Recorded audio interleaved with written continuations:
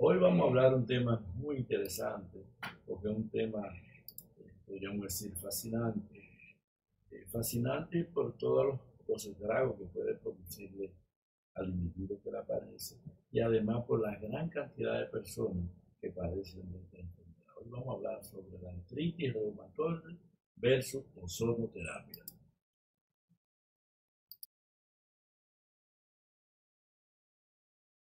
La reumatoide no es más que un proceso inflamatorio que esta inflamación puede ser en una articulación e involucra todos los elementos de esa articulación, llámese hueso, músculo y tendón. Pero, aun siendo esta una enfermedad de los huesos, nosotros podemos ver que esta enfermedad no se limita a afectar los huesos, sino que también, como vamos a ver más adelante, puede afectar otro órgano y presentar síntomas que nos puede confundir a nosotros con otra enfermedad de índole sistémico y distante inclusive de lo que es las articulaciones. Por eso es recomendable que cuando el paciente tenga cualquier dolencia de esta, debe acudir a un profesional calificado para que pueda hacerle el diagnóstico y, por supuesto, un tratamiento adecuado.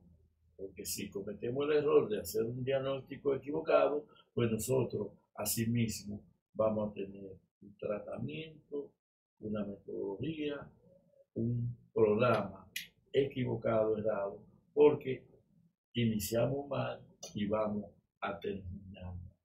Esta es una patología que tiende a producir una serie de síntomas que, como decíamos, van más allá de lo que es la articulación.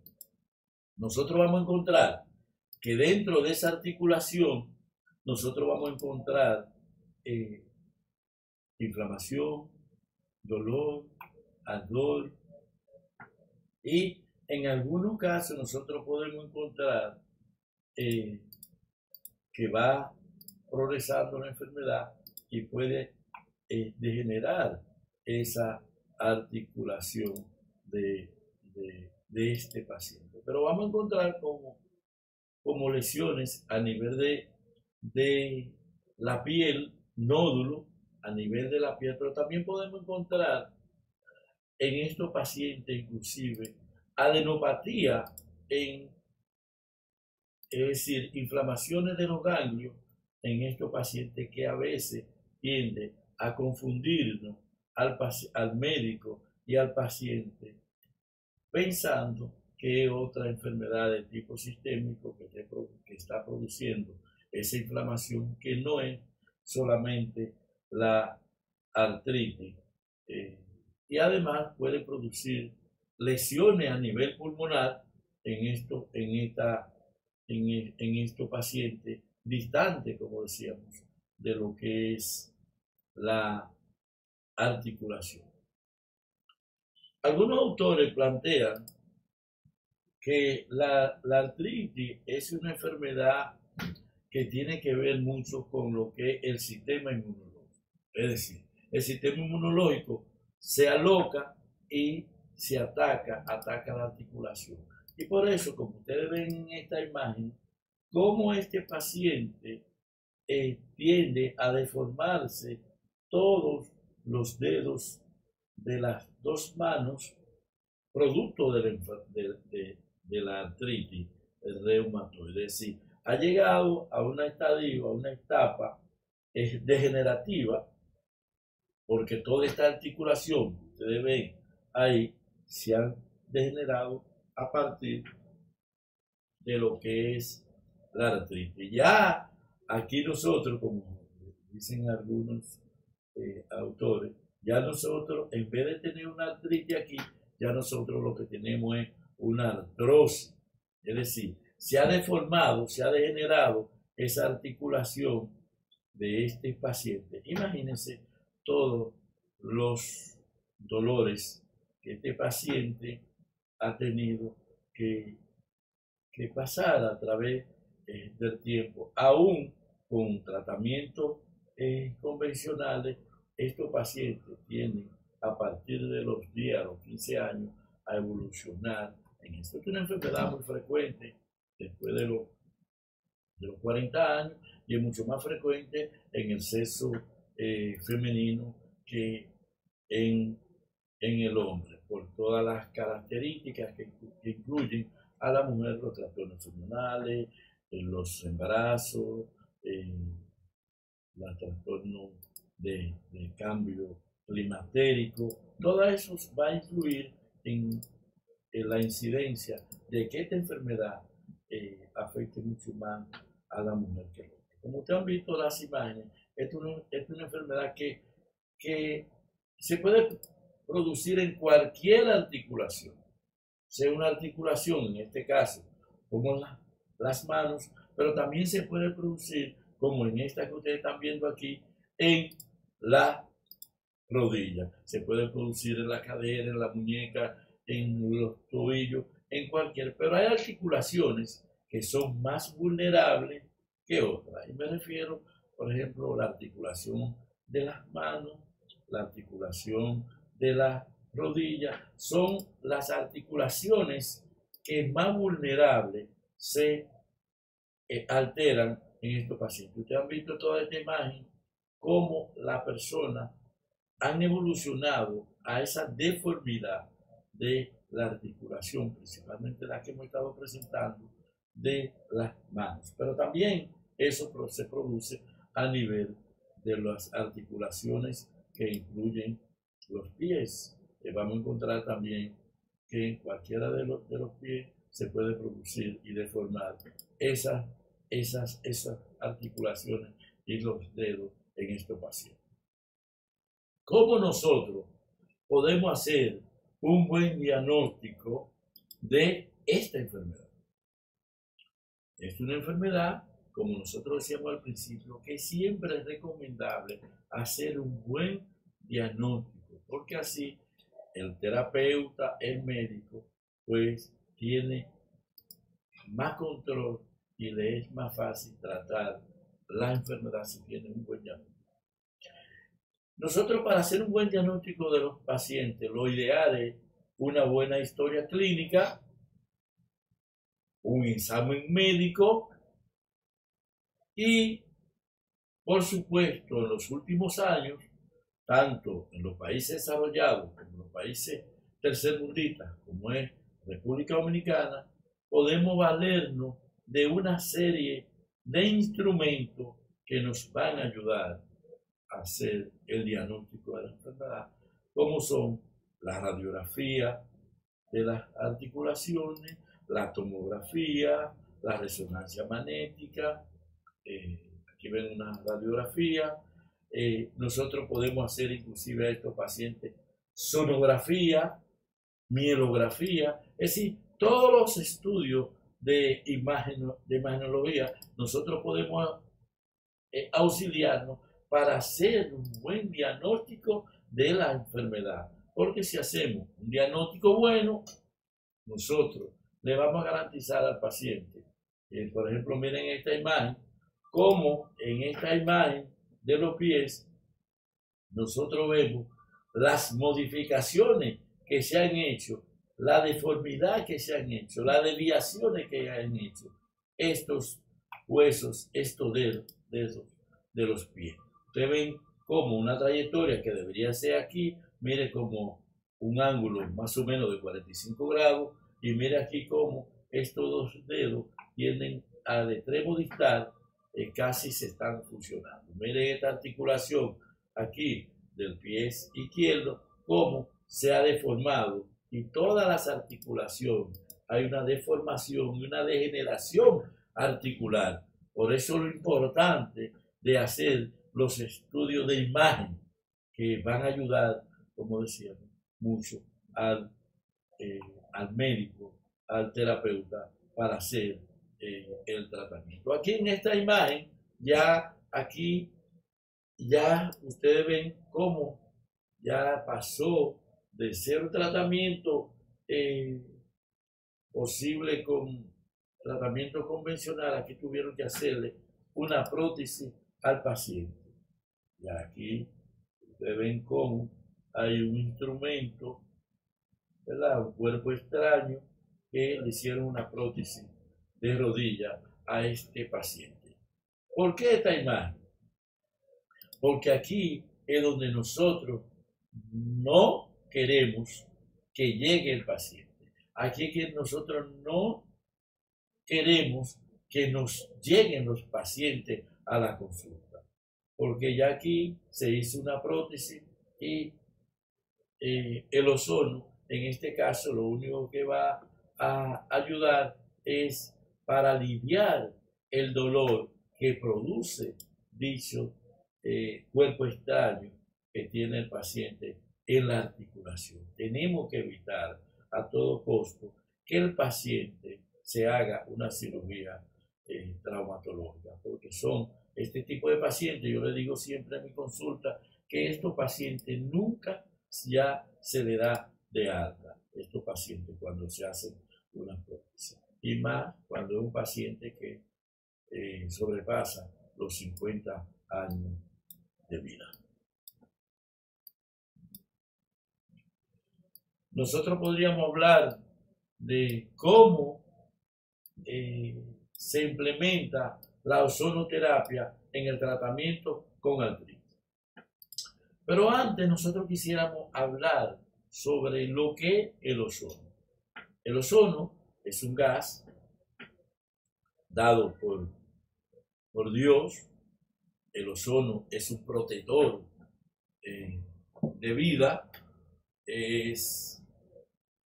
No es posible la vida en ningún planeta si no existiera el ozono. Nosotros nos protege la capa de ozono, es que nos protege. Nosotros podemos encontrar el ozono a una concentración adecuada a nivel de 25 kilómetros de la superficie de la Tierra, pero también nosotros vamos a encontrar el ozono en las cascadas, en los árboles perennes, en las playas, esa paz y esa tranquilidad que da la montaña y que da la playa, es justamente por la presencia del ozono. Y el ozono fue descubierto por primera vez en el 1740, pero no es más que después, casi un siglo después, es que se implementa por primera vez en 1800 esta patología. Pero la ozonoterapia coge un realce importante a partir de la Segunda Guerra Mundial, cuando los rusos, por accidente, ven que un grupo de soldados heridos por bayoneta se pone en contacto con un lodo que estaba impregnado de ozono y estos soldados, esas heridas, no se, no se infectaban. Entonces, cuando probaron, vieron que ese lodo estaba impregnado de ozono y por eso a partir de ahí empezó a utilizarse el ozono justamente para tratar úlceras, tratar heridas y tratar médicos lo empezaron a utilizar para tratar lo que es combatir, porque como tiene un olor muy fuerte el ozono, para combatir el olor de los pacientes que tenían cáncer anorectal. Luego de ahí los rusos, esto nace en Alemania, los rusos se apoderan y son los rusos que lo traen a Centroamérica y al Caribe, en Cuba, en la década al principio de la década del 80 empieza a utilizarse la ozonoterapia con una importancia extraordinaria y todos los profesionales de diferentes partes del mundo van al Instituto de Investigación Científica que estaba instaurado en Cuba y a partir de ahí empieza a hacerse relativamente una revolución. Los últimos 15 o 20 años es uno de los temas más fascinantes, uno de los temas que más se ha escrito en medicina en la ozonoterapia, tanto los que están a favor como los que están en contra. La ozonoterapia nosotros podemos utilizarla por diferentes vías. La podemos utilizar, eso es una de las ventajas que tiene la ozonoterapia, que la podemos utilizar por vía tópica, por vía endovenosa, por vía en forma de mesoterapia intraarticular, intramuscular. La podemos utilizar vía rectal, la podemos utilizar por vía vaginal. Eso es la importancia que tiene la ozonoterapia. En el caso de la artritis, nosotros podemos utilizar la ozono por vía directamente en la articulación afectada, es decir, introduciendo ozono en la articulación afectada, y también la podemos utilizar como la que ustedes ven aquí en forma de automoterapia. También la podemos utilizar por vía de suero ozonizado y esta técnica que nosotros estamos viendo aquí es la técnica de automoterapia menor. Sacamos el 10 cc de sangre de ozono, le aplicamos 10 cc de sangre del paciente y le aplicamos 5 cc de ozono. Y eso la introducimos nuevamente por vía intramuscular al paciente y esto nos va a ayudar mucho para mejorar, regularizar lo que es el sistema inmunológico. Recuérdense que es una enfermedad que muchos autores plantean que es un trastorno del sistema inmunológico y el ozono es un modulador del sistema inmunológico. Aquí ustedes están viendo los famosos sueritos ozonizados, que es una técnica rusa que de una u otra manera ha venido a sustituir o a desplazar un poquito lo que es la automoterapia mayor, estos sueritos ozonizados que se utilizan mucho en los últimos años. ¿Por qué?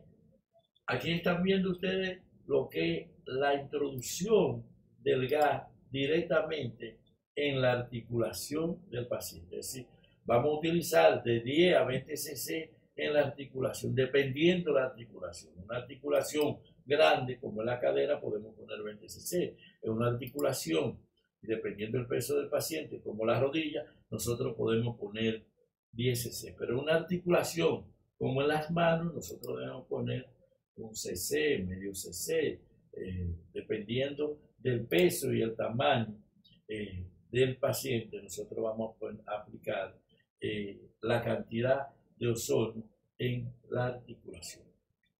¿Por qué nosotros debemos utilizar? ¿Por qué, dirían algunos autores, la artritis reumatoide se cura con la ozonoterapia? Bueno, nosotros podemos hablar del ozono y estas causas por muchísimas razones. Mira, aquí estamos implementando justamente, por ejemplo, en las manos, aquí nosotros lo que ponemos es de medio cc a un cc de ozono, porque el ozono tiende a producir dolor cuando se pone en volúmenes altos en espacios pequeños. Y si lo aplica también rápido le va a producir dolor al paciente. Pero un dolor que se quita inmediatamente porque el dolor tiene una acción dual, que es analgésico y antiinflamatorio, y por eso es una de las causas que se utiliza en enfermedades osteomusculares. Decía que una de las razones por qué el ozono cura, varias razones, cura la artritis reumatoide, primeramente por lo que acabamos de decir, que tiene un efecto dual, es analgésico y antiinflamatorio, número 1. Número 2, modula el sistema inmunológico.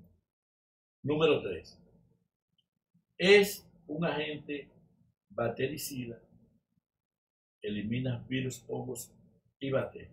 Además, actúa en los agentes proinflamatorios, es decir, los agentes que tienden a producir la inflamación, el dolor, el ozono tiende a combatir. Pero además, en la mayoría de estas articulaciones, nosotros encontramos que el déficit de oxígeno tiende a disminuir en estos pacientes. Cuando nosotros aplicamos el ozono, vamos a conseguir dos cosas. Primero, va a haber una mayor disponibilidad de oxígeno a nivel sistémico y además va a haber mayor disponibilidad de oxígeno a nivel local. Estas razones principalmente son las que puede utilizarse la ozonoterapia para estos pacientes que tienen artritis reumatoide.